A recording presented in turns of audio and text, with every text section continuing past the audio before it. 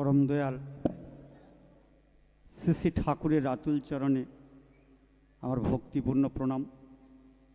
परमाराध्या जगत जननी श्री श्री बड़मार रांगाचरणे आमार भक्तिपूर्ण प्रणाम।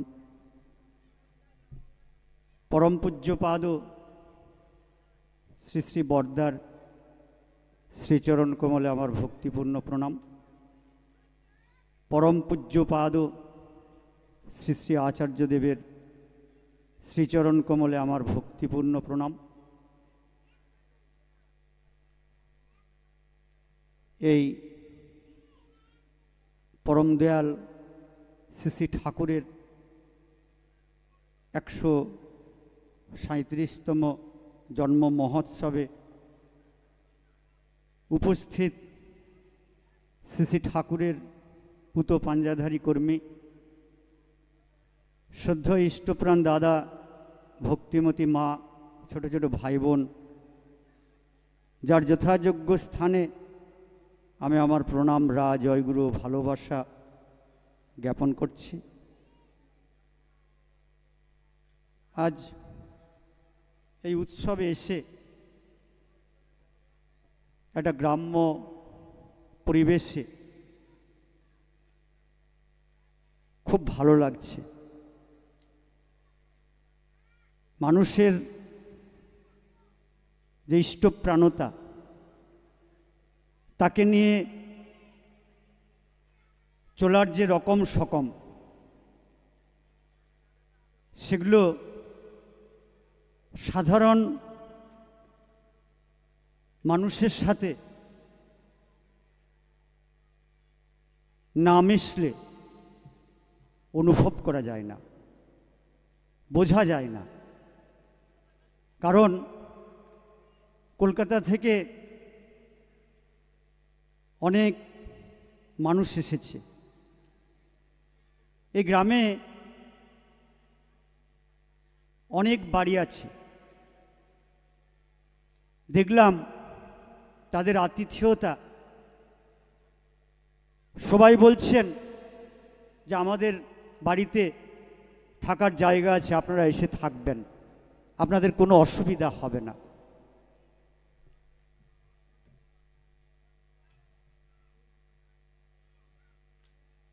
এই যে সহজ সরলভাবে তাকে ভালোবাসা, শ্রী শ্রী ঠাকুর এই ভালোবাসার কথাই কিন্তু বলছেন। এই ভালোবাসাটাই আমরা উজাড় করে মানুষের সামনে তুলে ধরতে পারিনি বলেই আজকে আমাদের এই অযোগ্যতা। আর যদি সহজ সরলভাবে সেরকম ভালোবেসে মানুষকে উদ্বুদ্ধ করতে পারা যায়, তাহলে মানুষ আপসে আপ তার দিকে আকৃষ্ট হবেই হবে। কারণ তিনি হচ্ছেন ভালোবাসার মূর্ত প্রতীক। সেই যে লাভ সেন্টার, জীবনের প্রথম প্রান্ত থেকে একেবারে তার জীবন অবধি এবং এই পরম্পরা হিসাবেও তার যে ভালোবাসার নিদর্শন আমরা দেখেছি এবং সচক্ষে দেখছি, যা কোনোভাবেই ভাষায় প্রকাশ করা যায় না। শুরুটা তিনি করেছিলেন, কিন্তু যার কোনো শেষ নেই। কারণ তিনি হচ্ছেন অনন্ত এবং অসীম। এই অনন্ত বা অসীমকে জানা বা বোঝা মানুষের পক্ষে খুব কঠিন। আবার মানুষের যদি সেরকম উন্মুখতা থাকে, সেরকম আগ্রহ থাকে, সেরকম তার প্রতি যদি আকর্ষণ থাকে, তিনি কিন্তু ধরা দেন, এমনভাবে ধরা দেন যে মানুষ সারাটা জীবন তাকে জীবনেশ্বর করে জীবনটা জীবনীয় হয়ে ওঠে। এই যে জীবনটা যে জীবনীয় হয়ে ওঠা, জীবনে যে তাকে অনুভব করা, আর এই অনুভব যদি জীবনে না থাকে তাহলে কিন্তু তাকে বোঝা যায় না। আর অনুভব করতে গেলে তাতে অভিভূত হতে হয়। তিনি যা বলছেন সেটা আমাকে মেনে চলতে হয়। তার এই সহজ যে ভালোবাসা এবং তার যে জীবন দর্শন, আমরা শ্রী শ্রী ঠাকুরের বিভিন্ন প্রসঙ্গ, বিভিন্ন মানুষের সাথে তার যে দর্শনের যে আলাপ, তার দিব্য জীবনের যে প্রভাব আমরা শুনেছি বা বইয়ে পড়েছি। একটা ঘটনার কথা মনে পড়ে। ঘটনাটা হচ্ছে কলকাতার বড়বাজারের এক বড় চাল গুদামের ব্যবসায়ী শ্রদ্ধেয় যতীন সাহাদা। তিনি শ্রী শ্রী ঠাকুরের দীক্ষা তখন গ্রহণ করেননি, কিন্তু ঠাকুরকে খুব ভালোবেসে ফেলেছেন। শ্রী শ্রী ঠাকুর তখন পাবনাতে আছেন। তো তিনি নিয়মিতভাবে কাছাকাছি যদি সৎসঙ্গে কোথাও হয় চলে যান, সেখানে কথাবার্তা শোনেন, কিন্তু দীক্ষা নেওয়া তার হয়ে ওঠেনি। কিন্তু এত ঠাকুরকে মনে মনে ভালোবেসে ফেলেছেন যে সৎসঙ্গ থেকে দূরে থাকতেও তার ইচ্ছা করে না। এরকম চলছে তার জীবনের মধ্য দিয়ে। চলতে চলতে হঠাৎ করে তিনি একটা সংবাদপত্র হাতে পেলেন, এবং সেই সংবাদপত্র যখন হাতে পেলেন, পড়ে তার মনটা খুব খারাপ হলো। সংবাদপত্রটা হচ্ছে শ্রী শ্রী ঠাকুরের বিরুদ্ধে লেখা একটা সংবাদপত্র। বিভিন্নভাবে ঠাকুরকে অপদস্থ করার জন্যে শনিবারের চিঠি বলে একটা সংবাদপত্র কলকাতার রাস্তায় রাস্তায় ঘুরে বেড়াচ্ছে। তিনি কাগজটা হাতে নিলেন, নিয়ে তিনি ভাবলেন এর সত্যতা আমাকে যাচাই করতে হবে। আমি যাকে প্রিয়পরম বলে জীবনে অনুভব করেছি, তাকে দেখিনি, কিন্তু আমার মধ্য দিয়ে সেই ভাব এসেছে।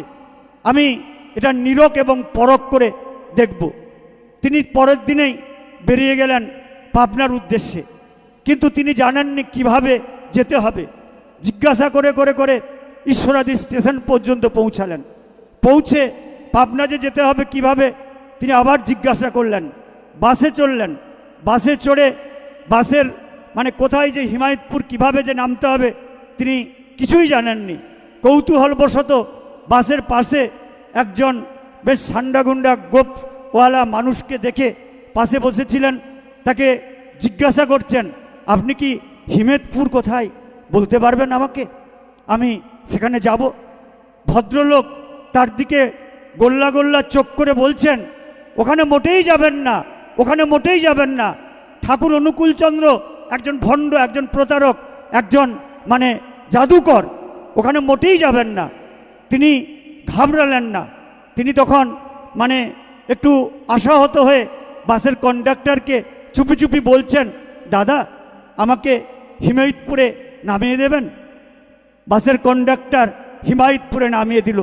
তিনি যেতে যেতে মনে মনে ভাবছেন যে আজ বেলা তো অনেক গড়িয়ে গেল, কিন্তু আমি বুঝব যে তিনি শ্রী শ্রী ঠাকুর, তিনি বিশ্বেশ্বর, তিনি জীবনেশ্বর, তিনি সেভিয়ার অফ ম্যানকাইন্ড, তিনি হচ্ছেন পরম পিতা। তখনই বুঝব যদি এই এত লোকজনের মাঝেও তিনি আমাকে একাকী, তিনি আর আমি, এই যদি দুজনের মধ্য দিয়ে প্রথম যে দর্শন, সেই দর্শন যদি হয় তাহলে আমি বুঝব তিনি সত্যিকারেরই ভগবান। তো তিনি যখন পৌঁছালেন, বেলা গড়িয়ে গেছে। শ্রী শ্রী ঠাকুর স্বভাব তার স্বাভাবিক যে প্রত্যেক দিনের যে রুটিন, তিনি সেই সময় বিশ্রাম নেন। কিন্তু সেদিনেতে শ্রী শ্রী ঠাকুর যথাসময়ে তার আহার্য গ্রহণ করার পর শ্রী শ্রী ঠাকুর একবার ঘরে যাচ্ছেন, আর একবার সেই বাসের যে গেট, সেই গেটের কাছে আসছেন। একবার ঘরে যাচ্ছেন, একবার সেই গেটের কাছে আসছেন। যখন তিনি সেই গেটের কাছে পৌঁছালেন, তখন সেই যতীনদাকে ঠাকুর সাদরে গ্রহণ করলেন। গ্রহণ করে ঠাকুর ডেকে আনছেন যতীনদাকে, আসুন, তাড়াতাড়ি আসুন, বহু অনেক বেলা হয়ে গেছে দাদা, অনেক দূর থেকে আসছেন, অনেক কষ্ট হয়েছে আপনার, এখনই স্নান না না নিয়ে এখনই স্নান করে খাওয়া দাওয়া করে নেন। করে ঠাকুর চলে গেলেন। অনন্ত মহারাজ ঠাকুরকে ঠাকুরের ইশারাতে তাকে নিয়ে যাওয়ার জন্যে চেষ্টা করলেন, অনেকবার চেষ্টা করলেন অনন্ত মহারাজ, তিনি কিন্তু বুঝতে পারলেন না। তারপর অনন্ত মহারাজ 3 বার যখন চেষ্টা করেও বিফল হলেন, বললেন না, আমার মনস্কামনা এখনো পূর্ণ হয়নি। তখন অনন্ত মহারাজ ফিরে যাচ্ছেন, ঠাকুর তখন যাচ্ছেন, বলছেন আপনি যাকে চাইছেন আমি সেই। যতীন সাহাদা সঙ্গে সঙ্গে ঠাকুরের কাছে গিয়ে একেবারে লুটিয়ে পড়লেন, ঠাকুর আপনি সেই, যাকে আমি মনে মনে ভেবেছিলাম সেই আপনি, যাকে প্রথম দর্শন আমি পেলাম আপনি, আর আমি ছাড়া সেই সময় কিন্তু কেউ ছিল না। তখন অনন্ত মহারাজও কিন্তু আড়ালে ছিল। তারপর সে আসলো। এ হচ্ছে জীবনেশ্বর, এ হচ্ছে পরম পুরুষ, এ হচ্ছে পরম পিতা। তার যে লীলা, তার যে জীবন দর্শন, আজকে লক্ষ লক্ষ নয়, আজকে আমরা কোটিতে কোটিতে উদ্ভিন্ন হয়েছি। মানুষের জীবনের যে ক্ষুধা, জীবনের যে প্রশ্ন, মানুষের জীবন চলনার যে গতি, সেই গতিকে তিনি এতভাবে ত্বরান্বিত করেছেন, মানুষের জীবনকে এত সুকোমল করেছেন, জীবনকে এত কুসুমাস্তীর্ণ করেছেন, যে জীবনের কথা ভাবলে, যে মানুষের কথা ভাবলে, যে প্রেমের কথা ভাবলে, যে সঙ্গের কথা ভাবলে আজকে মানুষ অভিভূত হয়ে যায়। তাই আমরা প্রত্যেককে আমাদের এই যে জীবন্ত জীবন চলনাকে কেন্দ্র করে যে জীবন চলনা, এই জীবন চলনার মধ্য দিয়ে শ্রী ঠাকুর একটা কথাই বারে বারে বলতেন, তিনি সমস্ত জীবনের একটা কথাই ছিল, বি কনসেন্ট্রিক, অর্থাৎ তাতে কেন্দ্রায়িত হও। যদি কেন্দ্রায়িত আমরা প্রত্যেককে না হই, যেভাবে ডিসেন্ট্রালাইজেশনের জন্যে মানুষের জীবনগুলো আজকে ভেঙে যাচ্ছে, বৃত্তি প্রবৃত্তির লালসাতে মানুষ আজকে যেভাবে বৃত্তি প্রবৃত্তির দিকে মানুষ ছুটে যাচ্ছে, নিজেদের যে মনুষ্যত্ব বোধ, মানুষের যে মনুষ্যত্বে যে দাঁড়া থেকে মানুষ দাঁড়াতে পারছে না, মানুষের এত দুঃখ, এত কষ্ট, এত যন্ত্রণা, যে কথাগুলো আমরা শুনছিলাম, যেগুলো আমাদের জীবন চলনার মধ্য দিয়ে নিত্য আমরা প্রত্যক্ষ করছি, এই সমস্ত ঘটনা আজকে আমাদের জীবন চলনার মধ্য দিয়ে ঘটে চলছে। সমস্ত ঘটনা স্তিমিত হয়ে যায়, জীবনগুলো একটা আলাদা জীবন পায়, মানুষ নূতনভাবে বাঁচা এবং বাড়ার রসদ পায় এই প্রিয় পরমের পরশ পেয়ে, এই প্রিয় পরমের স্পর্শেতে, এই প্রিয় পরমের সঙ্গে নিজে সংযুক্ত থেকে তন্নিষ্ঠ তত্ত্বপা হয়ে জীবনে নিজের জীবন চলনাটাকে চালিয়ে নিয়ে যাওয়ার মধ্য দিয়ে। তাই আমরা অতি ভাগ্যবান যে আমরা প্রিয় পরমকে আমাদের জীবনে পেয়েছি। এই যে চলনা, এই চলনা কিন্তু তিনি যেমন অনন্ত এবং অসীম, আমাদের জীবন চলনাটাও কিন্তু সেরকম অনন্ত এবং অসীম।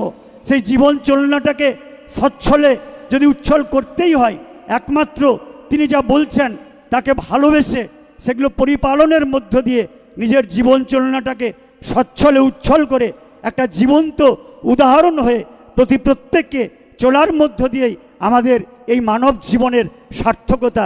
তাই আসুন আমরা প্রত্যেককে সেইভাবে চলার চেষ্টা করি, সেরকমভাবে এগিয়ে যাই এই আচার্য পরম্পরাকে কেন্দ্র করে। জয় গুরু।